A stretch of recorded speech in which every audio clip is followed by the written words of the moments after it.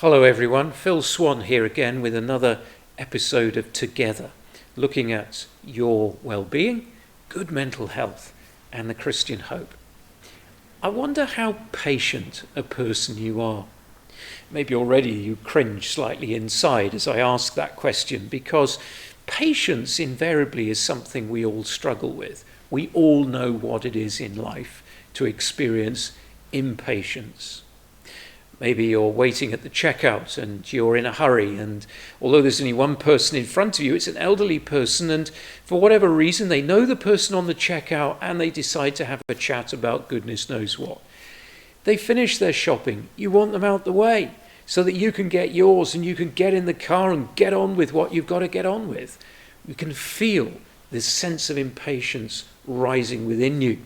Or maybe when you're in the car and you're driving, and the car in front is keeping to way below the national speed limit, and you're late for a meeting, and we can feel impatience building within us.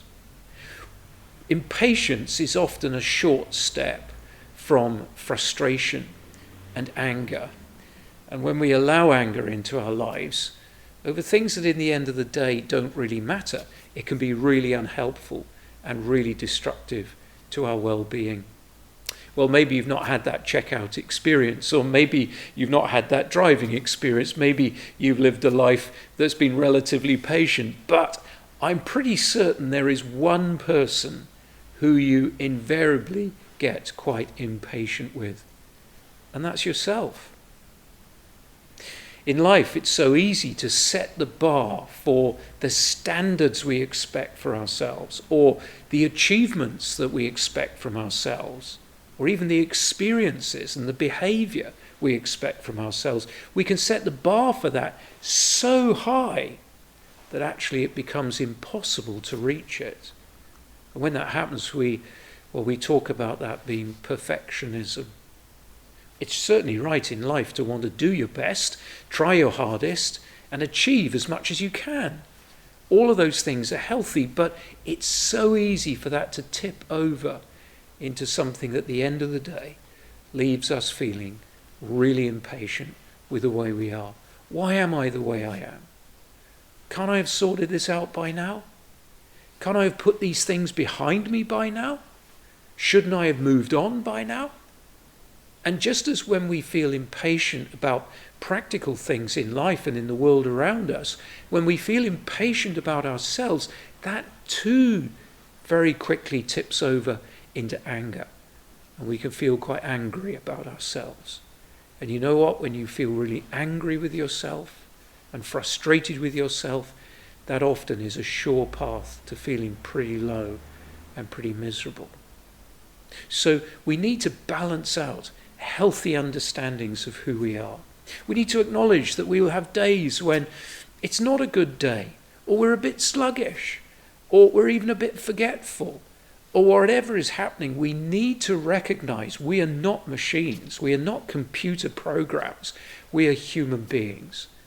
And we need to be patient with ourselves.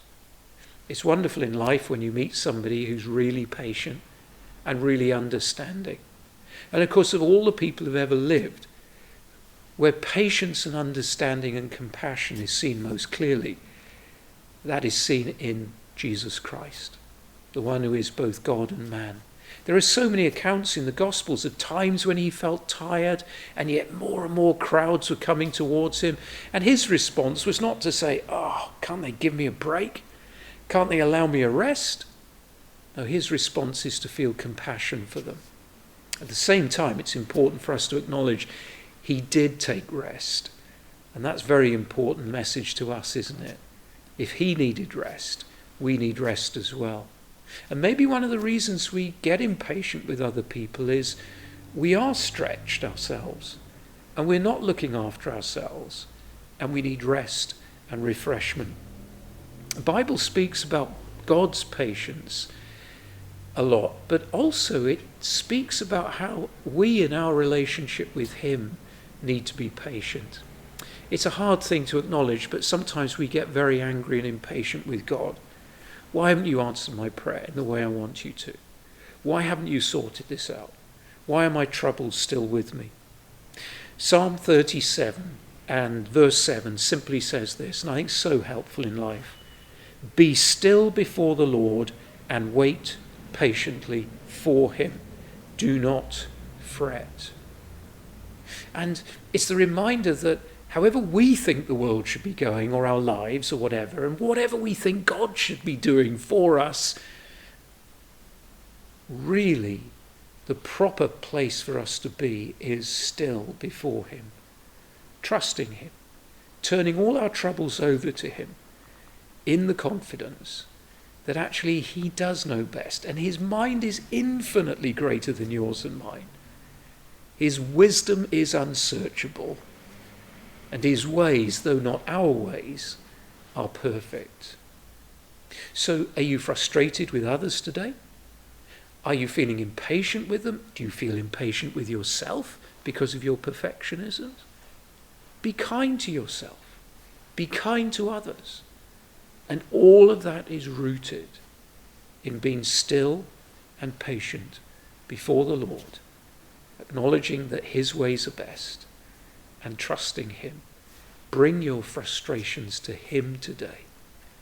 Be still in his presence and know his peace. Well, may God bless you and keep you.